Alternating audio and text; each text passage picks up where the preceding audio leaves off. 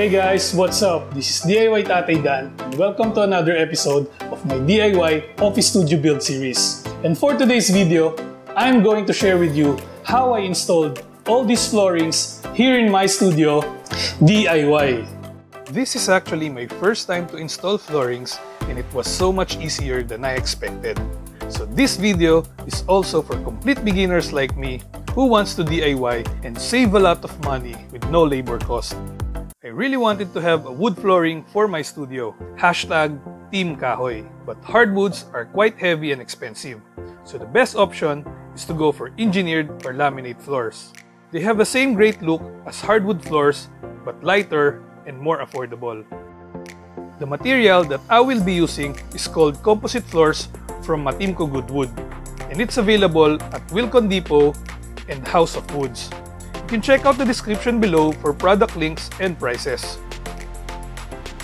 The first and the most important thing is to make sure that you have the right number of materials. In order to do that, first, measure the room and get the total area. The total area for my studio is 32 square meter. As per manufacturer, one box can cover 3.39 square meter. Dividing the total floor area to area coverage per box will give you how many boxes needed. Also, you will need baseboard to cover all the gaps between the floors and the wall. Here, I will be using 1x4 treated baseboard from Mattwood. It has a 10-year warranty against termite and has a gray primer ready to be stained or painted. You may also need a transition piece to terminate the floors at doorway. So now, I'm going to start the preparation. Make sure to remove and clean all the debris and dust on the floors before laying.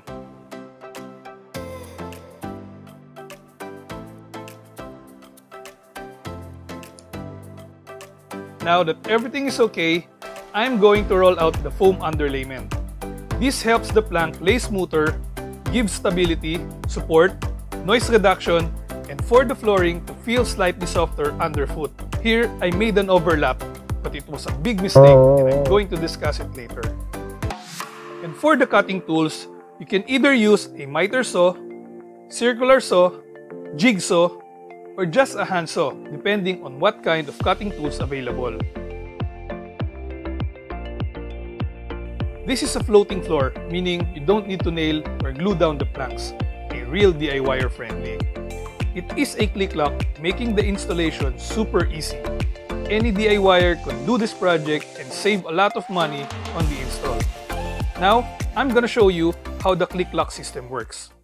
The plank has a tongue and groove so that each piece fits together. Lift the plank on a slight angle, slip them in together, then drop the board and click the piece in place. Using a piece as a topping block, gently tap the end of the board so that it grooves into the one end. You may need a helping hand to apply pressure to the other end to help them line up. But if you are working alone like me, using your extended foot, putting pressure on one end and tapping the other. First thing I did is a dry fit. The plan is to lay out the planks starting from left to right against the front wall. So I'm gonna start assembling the first row. There's a notch on left side. Using a straight ruler, I mark the notch and trim that portion so that the first plank is still in full width. Make sure to put shims on all sides to have a gap. The purpose of this gap is to allow expansion and contraction. The end piece needed to be cut to length, so I mark where I need to cut. Using a miter saw for a straight cut, now I have a straight board cut to length. Make sure to have spacers on all sides. For the first row, I started with a full-length plank.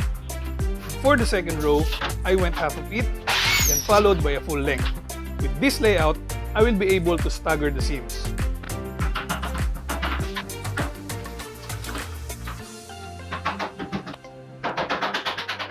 Now that I have completed the first rows on the left side, it's time to complete the remaining two rows all the way to the end.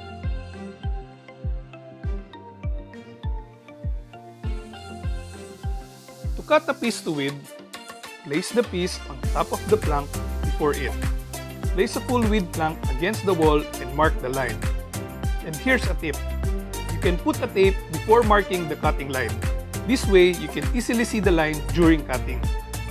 It is best to cut the line using a circular saw or jigsaw. And that's it. You have the actual piece ready to install.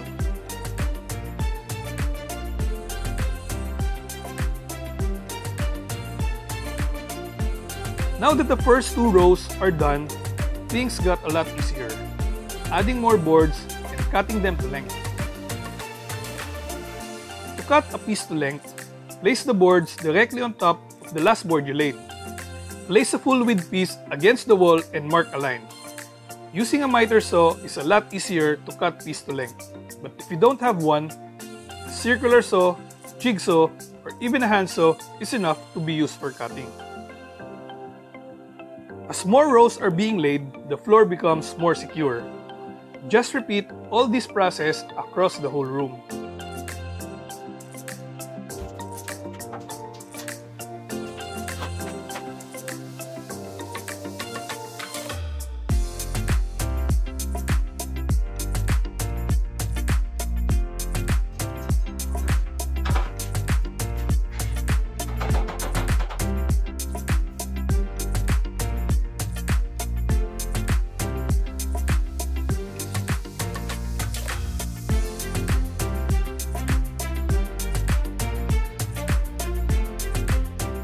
Regarding the mistake I said about the underlayment, with the overlap, it creates a big gap under the boards, so make sure never to overlap.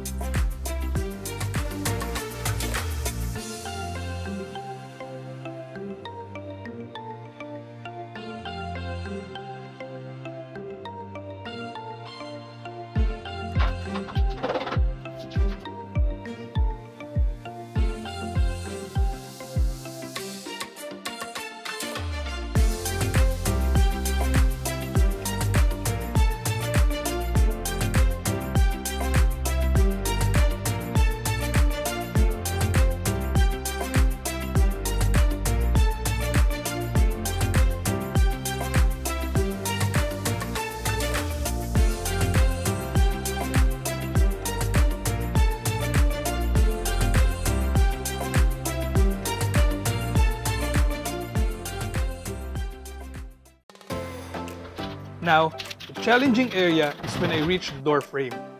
Make sure that the door has enough clearance over the new flooring. I needed to trim the door jamb so the piece would fit underneath it.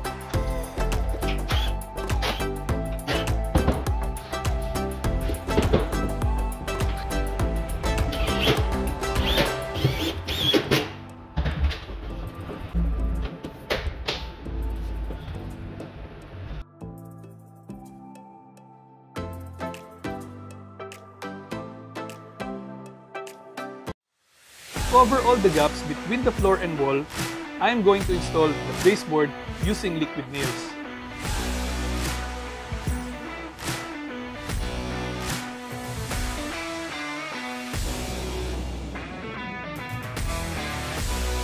For the final touches, using painter sealant, I caulk the gap between the baseboard and the walls.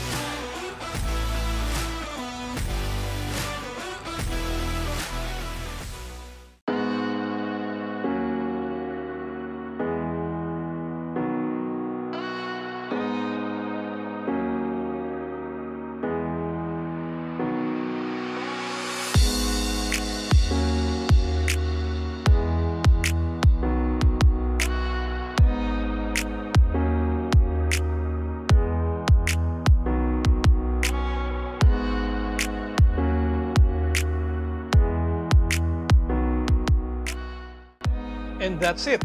Now, I have my dream wood flooring installed in my studio. Thank you guys for watching, and I hope you enjoyed this video. See you in the next one.